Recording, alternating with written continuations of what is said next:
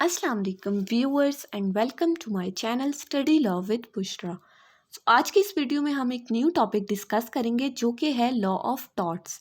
लेकिन इस टॉपिक को स्टार्ट करने से पहले अगर आपने मेरे चैनल को सब्सक्राइब नहीं किया तो प्लीज़ सब्सक्राइब करें और बेल आइकन को प्रेस करना ना भूलें। तो चलिए चलते हैं अपने आज के टॉपिक की तरफ। Law of torts. Law of torts में सबसे पहले हमने देखना है कि ये जो वर्ड टॉट है इसका क्या मतलब है। तो सिंपली अगर हम देखें तो टॉर्ट्स हमारे पास एक लैटिन वर्ड टॉटम से निकला है और इस वर्ड टॉटम का मतलब है टू ट्विस्ट। ठीक है, टू ट्विस्ट मीन यानी किसी चीज़ को ट्विस्ट कर देना, किसी चीज़ को मरोड़ देना, तोड़ मरोड़ देना, इसको हम कहते हैं ये है टॉर्ट्स।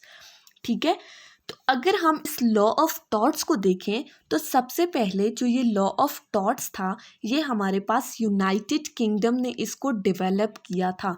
फर्स्ट टाइम यूके के अंदर लॉ ऑफ टॉर्ट्स का कॉन्सेप्ट पहली बार आया था। और साथ साथ ये भी कहा जाता है कि ये जो लॉ ऑफ टॉर्ट्स है ये हमारे पास modified form of common law of England है। जो हमारे पास इंग्लैंड का कॉमन लॉ है, ब्रिटिश लॉ है, जिसको हमने आफ्टर सम चेंजेस हम अपने पाकिस्तान के अंदर यूज़ कर रहे हैं। ये लॉ ऑफ टॉर्ट्स भी कॉमन लॉ ऑफ इंग्लैंड से आफ्टर सम मॉडिफिकेशन हमारे पास आया है। तो इसीलिए हम इसको कहते हैं modified form of common law of England.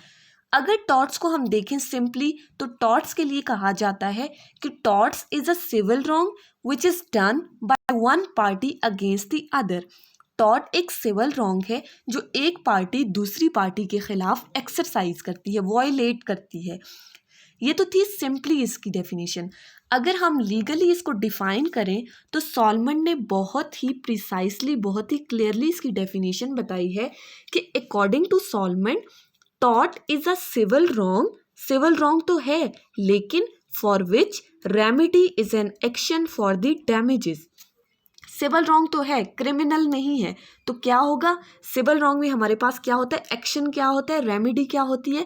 Remedy damages की सूरत में पे करनी पड़ती है। अगर कोई बंदा किसी दूसरे का राइट वॉयलेट करता है तो डिफेंडेंट को, प्लेंटिफ को जो है वो रेमेडी देनी पड़ती है, उसको कंपनसेशन देनी पड़ती है, उसको रिलीफ देना पड़ता है। तो चूंकि हमने कहा कि ये क्रिमिनल रॉन्ग नहीं है, क्रिमिनल रॉन्ग में हमारे पास क्या होता है कि पनिशमेंट दी जाती है। लेकिन चूंकि हमने लॉ ऑफ टॉर्ट्स में सबसे पहली बात ही ये कर दी कि ये सिविल रॉन्ग है, तो सिविल रॉन्ग में पनिशमेंट उस सूरत में नहीं होती, लाइफ इम्प्रिजनमेंट या डेथ पेनल्टी की इम्प्रिजनमेंट नहीं होती, बल्कि क्या होता है कि पनिशमेंट तो होती है लेकिन punishment in the form of remedy होती है, punishment in the form of damages होती है। वो डैमेजेस पे करने पड़ते हैं।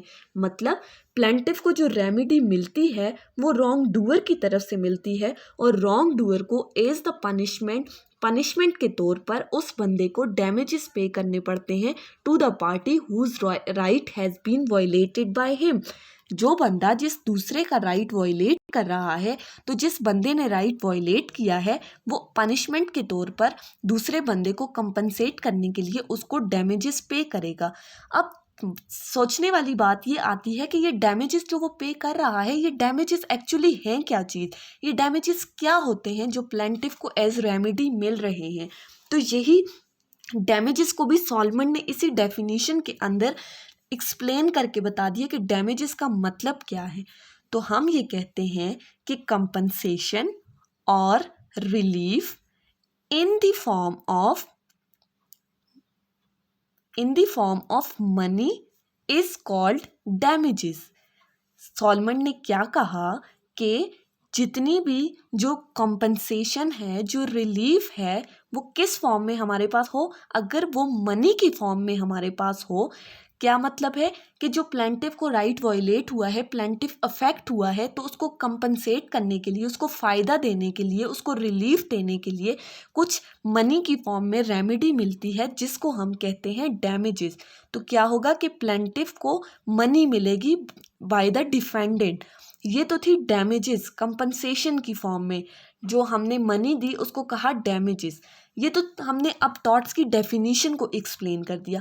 अब हम देखते हैं कि ये जो डेफिनेशन है इसके अंदर ऐसे कौन से इसेंशियल इंग्रेडिएंट्स हैं, ऐसे कौन से एलिमेंट्स हैं जिसका होना बहुत ज़रूरी है लॉ ऑफ टॉट्स के अंदर।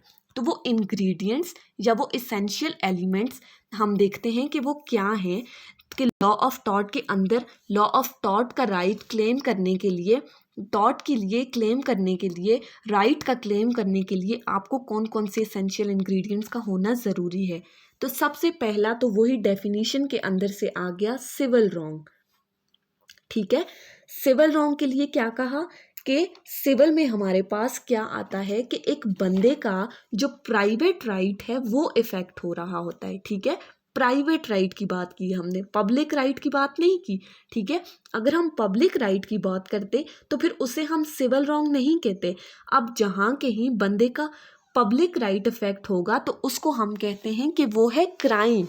लेकिन यहाँ चूंकि हम प्राइवेट राइट की बात कर रहे हैं, सिविल रॉन्ग की बात कर रहे हैं, तो यहाँ पर बंदे का personal right, private right effect हो रहा है, पब्लिक राइट नहीं। टॉर्ट्स के अंदर हमेशा बंदे का लाजमी बात याद रखनी है कि टॉर्ट्स के अंदर हमेशा प्राइवेट राइट इफेक्ट हो रहा होता है। अब सेकंड चीज़ आती है, जो सेकंड मेन इसेंशियल है इसका, वो है कि वो प्राइवेट राइट वो कौन सा राइट है। ठीक है, तो वो राइट हम देखते हैं सेकंड इंग्रेडिएंट के अंदर जो राइट इफेक्ट हो रहा है, उसमें बात कर दी infringement of right in rem. तो सेकंड इंग्रेडिएंट हमारे पास क्या आ गया, infringement of right in RAM.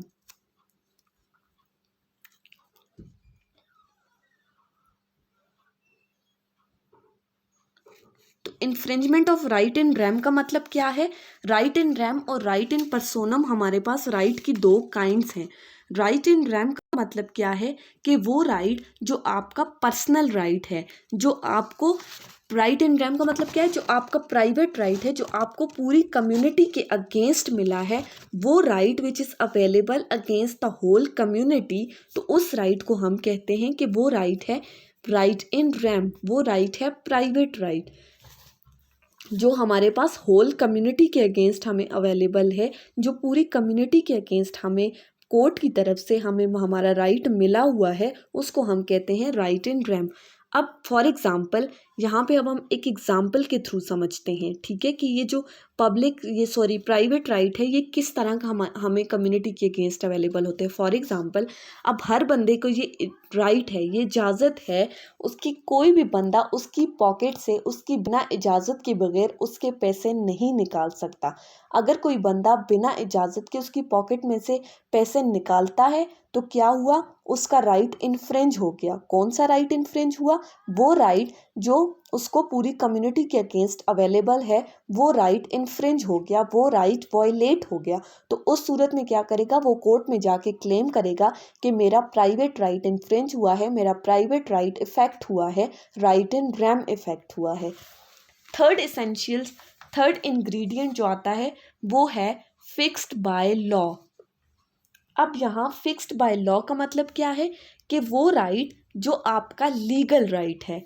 अब ये भी तो देखना है ना कि जिस राइट के लिए आप क्लेम कर रहे हो, जिस राइट के लिए आप कोर्ट में जाके कह रहे हो कि जो मेरा राइट वॉयलेट हुआ है, जो जिस राइट पर मेरे ऊपर टॉट हुआ है, तो वो उस राइट को लीगल भी तो होना चाहिए। ऐसा राइट जिसको लॉ ने अलाउ किया है, अगर ऐसा राइट है जिसको लॉ ने अलाउ नहीं किया, अगर वो इलीगल है तो वो टॉट के अंदर नहीं आएगा। उस इलीगल राइट के लिए हम लॉ ऑफ टॉट्स का क्लेम नहीं कर सकते। ठीक है, या ऐसा लॉ जिसे लॉ ने जो है वो रिकॉग्नाइज ना किया हो, जिसे लॉ ने अलाउ ना किया हो, तो उस सूरत में भी हम कहेंगे कि वो राइट जो है वो लीगल राइट नहीं है, उसके लिए आप टॉट का क्लेम नहीं कर सकते।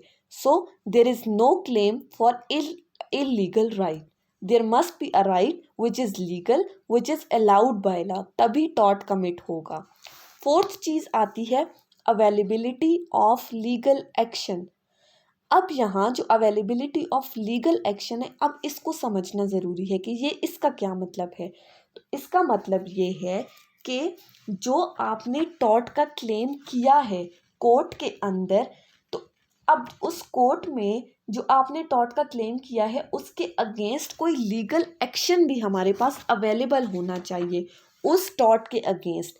तो क्या होगा कि सिविल लॉ के लिए हमारे पास ज़रूरी है कि हमारे पास कोई लीगल एक्शन अवेलेबल हो उस टॉर्ट को क्लेम करने के लिए। और लास्ट और जो आखिरी 5 इंग्रेडिएंट है, 5th इंग्रेडिएंट है, वो क्या है? रेमेडी, जो कि हमने पहले ही बात कर दी कि रेमेडी का मतलब क्या है कि कंपनसेशन और relief in the form of money is called remedy. और ये क्या होता है? ये आखिर में टॉर्ट के क्लेम करने के बाद प्लेंटिफ को डिफेंडेंट की तरफ से मिलता है। तो ये 5 इंग्रेडिएंट अगर किसी भी केस में अवेलेबल होंगे तो हम कहेंगे कि लॉ ऑफ टॉर्ट, यहाँ पर टॉर्ट कमिट हुआ है, तो उसके लिए फिर आप क्लेम कर सकते हैं। अब जो मेन इम्पॉर्टेंट चीज़ है इस लेक्चर की वो ये है कि टॉर्ट से रिलेटेड एक बहुत ही इम्पॉर्टेंट, बहुत ही फेमस मैगज़म है जिसका पता होना आप सबके लिए बहुत ज़रूरी है। और वो फेमस मैगज़म क्या है? उबी जुस इबी रेमीडियम। ठीक है, ये एक फेमस मैगज़म है, उबी जुस इबी रेमीडियम, लॉ ऑफ टॉर्ट से रिलेटेड है। और इस जो मैगज़म है इसका मतलब क्या है? Protection bye remedy is necessary.